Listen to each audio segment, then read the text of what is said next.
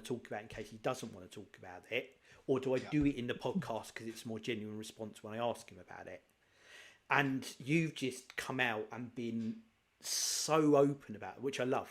And I'd love I've that. got nothing to be embarrassed about because No, not in the slightest bit. nobody hears the voice, but apart from me. No, but you're So talking about the voice, which is yeah, I maybe. do. And it's great. And I'm not saying it's because you would or wouldn't before, or anything else like that. It's just really good that you're this open about, because it's deeply personal, and what Yeah, it's doing. If I was just to give you my thoughts on this, a lot of which is what you've just said there, that you aren't kind enough in yourself to do it. Because the second note I made is I want to regularly check in on this with you during the year. That's one of my things for this year, is to see how you're doing, because as you get older, it's a lot easier to reflect on your life and see change and understand change. When when you're younger, you're just in, as I was your age, you're just in the moment.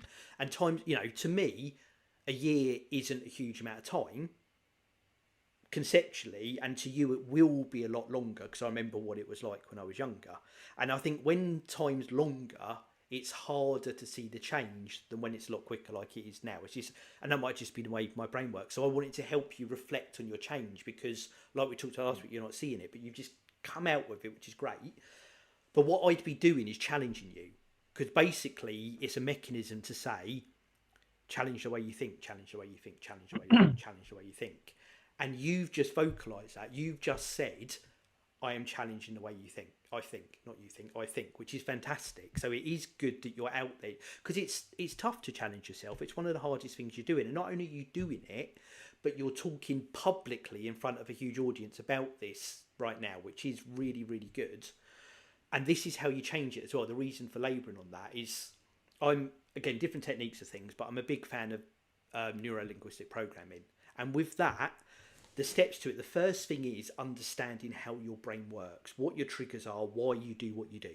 Because once you understand that, you can change it. You can change your triggers. And then actually, once you know how to change your triggers and you understand the technique, you can start to understand how other people think and notice their triggers. And then either, if you got in to do it, help reshape their triggers if it's something they want, or you just know how to get the best out of your interactions with those people because you understand those triggers. And you right now, you've just explained your thought process in huge detail. So you really understand what you do. And that's a step to then understanding why you do it, which is a step to changing how you do it on the things you want to. So to your open question of what do I do with this, you've already taken the first massive, the biggest step is the step you've just taken. And if you're conscious of it and you reflect on yourself and you keep reflecting and you look back and you're like, oh, I wish I hadn't have done that, you're then building those triggers to change the way you think and the way you do things. And so you're doing it now. And I think the more we reflect on this year at various stages, that it will just start happening. As soon it will start happening without you even realizing it. But the conversation you've just had with us, which you've obviously had with yourself before this, is, I would say it's step one, but it's not. It's like you've just taken 50 steps out of 100 and now you just got to do the other 50, which will be a lot smaller and a lot more incremental. So it's fantastic stuff. And for I've been with it, same as you, and I've talked about this in various podcasts before, I was in my 20s, I was certainly my late 20s, huge pessimist. It started off just that I was in my little bubble that I lived in, and I didn't believe big things could happen. So, big promotions of work, big achievements outside of work, etc. Whatever these things were, it wasn't on my cards. I was just poodling along in my little life. And then I became more of a pessimist that when stuff was happening, this will go wrong, this will go wrong, this will be terrible, this isn't going to work. I really lived that. And then various things that happened, for the quick story of 30s, I'm now the opposite end. I am, and I nicked this phrase from someone else on a podcast I listened to, I am the eternal optimist. Nothing is going to go wrong. Even when stuff goes wrong, it hasn't gone wrong because here's how it will get better. That's where I am now. When people like, certainly in work, when I've got to do like risk logs and stuff like that, I'm terrible with it because my brain doesn't. You don't see a risk. There's all I see is the solutions to the problems before I've even thought about it. And I really have to step back, and it's a thing I really lean on to talk with other people about, to think about step one before I'm already on. Yeah, but this will go well, and this will go, and I'll do this, and I'll do this, and I'll do it. We talked before we hit record, didn't we, Ryan, about something I'm doing at the moment, where I'm just going in like, yeah, this is going to be great, against everything that's telling me it won't be.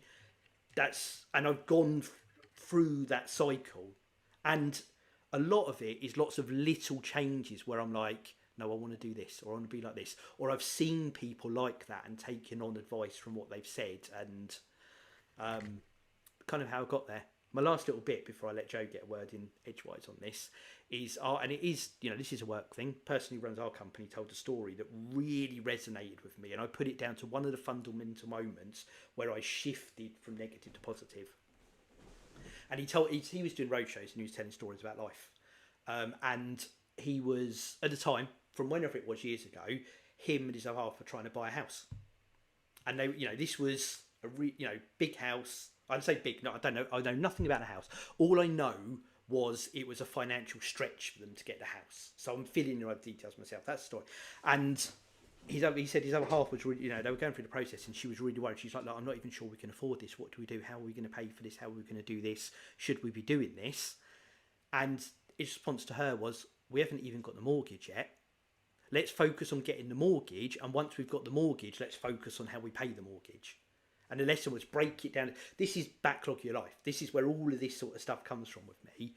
And he said they did it, and they got the house, and it was a stretch. But, they let rooms out to students during the summer. Things like they did loads of. Once it was there, and once they had to make the payment, they found a way to make the payment. But he said the risk was, they psych themselves out of even getting the mortgage if they focus too much on this. And he's like, so just one step at a time. Every problem is solvable, and just focus on the one in front of you. And that really, because a lot of my worries were, how do I pay the mortgage, not how do I get the mortgage? And I really took that on board. And that's where I started, as you know from me, Joe, let's break it down into steps, let's take it bit by, all comes from that. So there's a real pivotal moment. It's not like I walked out of the room a different person. That just gave me a direction and changed. It's the same for you. Like I was saying there, just focus on who you want to be and challenge yourself, quite often retrospectively when you're not, and look at people who are what you want to be. And it's not mimic them, but take the little things from it that you see that are what you want to be. And you'll do it. There's no doubt in my mind that you will. Right, I'm done on my passionate ramble now. Jose. I love this conversation. Just to say, I think, Ryan, this is awesome what you just revealed, because as I've seen you grow, I think this is one of those other milestone moments that I've seen from you, being honest about that and being brutally honest about what's going on. So I think the question you asked is, do you have it? Is that the sort of, it was, wasn't it? If we go back to what you were saying, do you have that voice, and what's your experience with it? What's your experience with your inner monologue, really? Yeah, so I'll let you know. I just wanted to give it a quick shout to Frizzle, who's on here. Brilliant, thank you so much. I want to get us to lots of Frizzle. Thank you so much. Cloud9, thank you so much. I really appreciate that, and also Sophie who joined. But Cloud9 and Frizzle really trying to boost the likes. So thank you so much for doing that on the live. I wanted to give you a bit of a shout out. I think before you start, if you knew me. You knew me professionally before you knew me on the podcast, or you knew me socially, you'd think I'm the most confident or arrogant person that there ever was. And I don't understand how people can think that when I know what my head tells me about me. Do I